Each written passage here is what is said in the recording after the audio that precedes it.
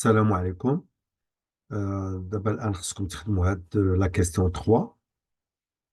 وبالنسبة لا كيستيون 1 اي لا سكوند هادو راه ديجا راهم في لاشين، راه خدمناهم.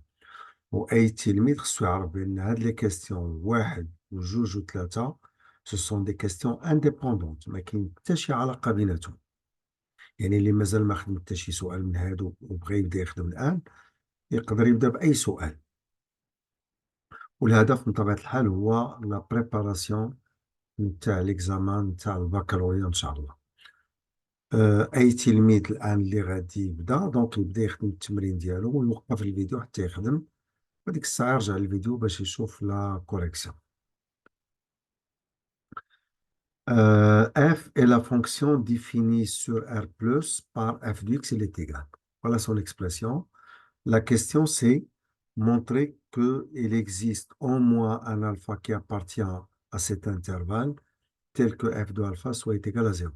On va donner une interprétation géométrique.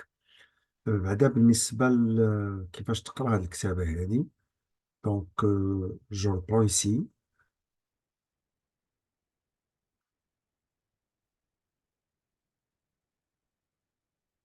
إذا بغيت تقرا هذه الكتابة هذه غتقرا il existe au moins un alpha appartenant à l'intervalle ouvert AB. Donc, il existe, je dis au moins un alpha appartenant à l'intervalle ouvert AB. وإلا كان لو سامبول بهذا الشكل هذا، كاين هذا لو سامبول هذا زائد اللي هو بحال كتقرا دونك سي ان بوان ديكسكلاماسيون ولا علامة تعجب، ولكن هذا سي ان توا اون طون كو سامبول. الوغ غتقرا il existe un unique alpha appartenant à l'intervalle ouvert. Donc je reprends. Alors هاد الكتابة غتقرا il existe au moins un alpha appartenant à l'intervalle ouvert AB. وهنا غتقرا il existe un unique alpha appartenant à l'intervalle ouvert AB. دونك مبقاش عندنا مشكل مع هاد لي سامبول هادو، كنعرفو كيفاش يتقراو. Alors reprenons, montrer qu'il existe au moins un alpha appartenant à l'intervalle ouvert 1 demi A tel que f de alpha soit égal à 0. Certains élèves غادي يكون فهم بسهولة. Maintenant, pour faire cette question, غادي نستعملو le théorème des valeurs intermédiaires. Bon, voilà le théorème. Alors, le théorème, on trouve si f est une fonction contenue sur un segment AB et que f de A fois f de B est strictement négatif, donc f vérifie cette condition et vérifie aussi celle-ci, alors, selon le théorème des valeurs intermédiaires, il existe au moins un alpha appartenant à l'intervalle ouvert AB tel que f de alpha soit égal à 0. وهنا كتلقاو بان عندكم la lecture ديال هاد الكتابة هي il existe au moins un alpha appartenant à l'intervalle 1 demi A qui est ouvert. Voilà.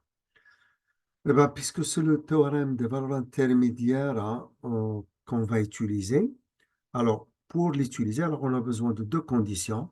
Une, c'est que f elle est contenue sur le segment AB, et l'autre, c'est que f de A fois f de B il est strictement négatif. C'est-à-dire que le f de A et le f de B sont de signes contraires. L'un, il est strictement positif et l'autre, il est strictement négatif.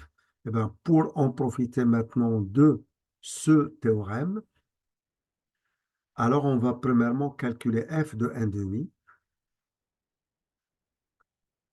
et on doit déterminer son signe. Mais je vais un peu vite dans les calculs. Ça fait 4 fois 1 demi moins 1 fois la racine carrée de 1 demi moins 1. Ça fait 2 moins 1, ça fait 1. Ça reste la racine carrée de 1 demi moins 1. Et la racine carrée de 1 demi, c'est la racine carrée de 2 sur 2, que vous pouvez vérifier facilement, moins 1. Et on réduit au même dénominateur. Et le dénominateur commence c'est 2. Et là, ça fait racine carrée de 2 moins 2. Vous savez que racine carrée de 2, c'est approximativement 1,4. Donc, il y a Canada 1,4 moins 2. Donc, ça se voit facilement qu'il est strictement négatif.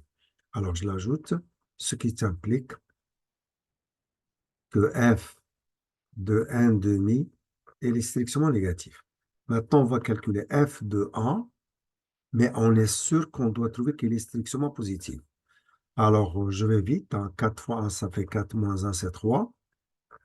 La racine carrée de 1, ça reste 1 et après moins 1. Donc, tout ça, c'est 2, bon, ce qui implique que f de 1 est strictement positif. Alors, voilà le premier calcul qu'on a fait. Voilà le second calcul qu'on a fait. Pour appliquer le théorème des valeurs intermédiaires, on a besoin d'utiliser que f il est contenu sur le segment AB et que f de A fois f de B est strictement négatif. Donc là, on a besoin d'utiliser que f il est contenu sur le segment, mais pas l'intervalle ouvert, hein, ça ne suffit pas, sur le segment ici 1 demi 1, et que f de 1 demi et f de 1 sont de signes opposés. Alors, pour la continuité, ما تبرزطوش كما لأن la continuité كنعرفوا بأنه les opérations conservent la continuité. La somme de deux fonctions continues, ça reste continu. Le produit de deux fonctions continues aussi, elle est continue. Donc, les opérations que vous utilisez, tout sans exception, تحافظوا على la continuité. Donc, il vous suffit tout simplement, quand c'est une fonction avec une seule expression, علينا عندك كتابة واحدة, donc هاد la fonction ما عندكش مشكل راها elle est contenue sur son domaine de définition. Donc, on va appliquer le théorème. Alors, on a,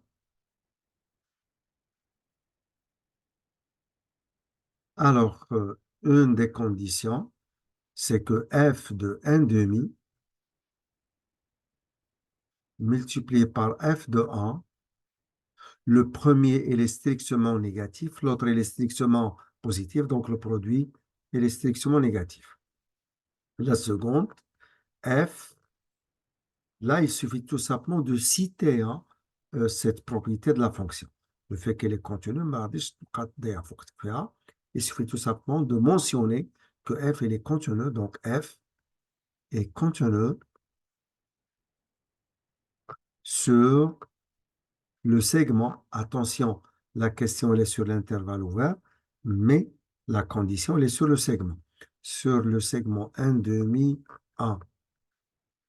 Alors voilà ce qu'on a. Donc,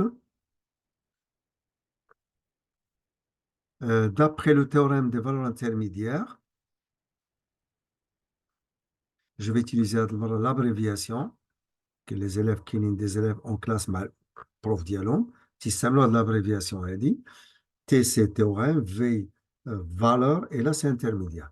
Donc d'après le théorème des valeurs intermédiaires, deux points, on va dire que la propriété elle existe, tel qu'il est, il existe au moins un alpha,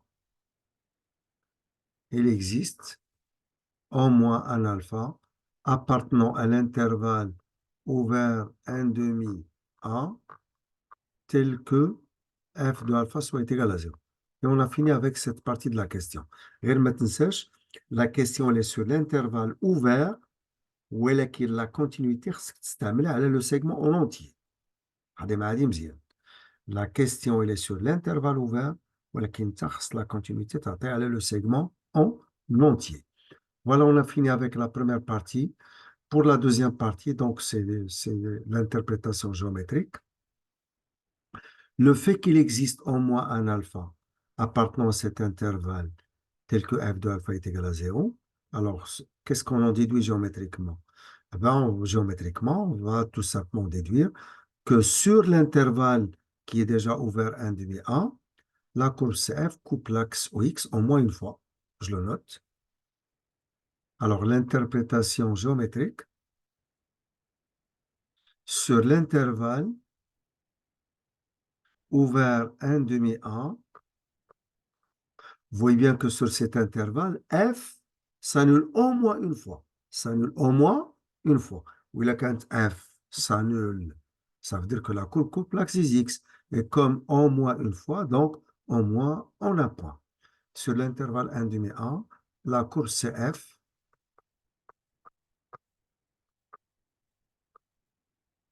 coupe l'axe OX au moins une fois.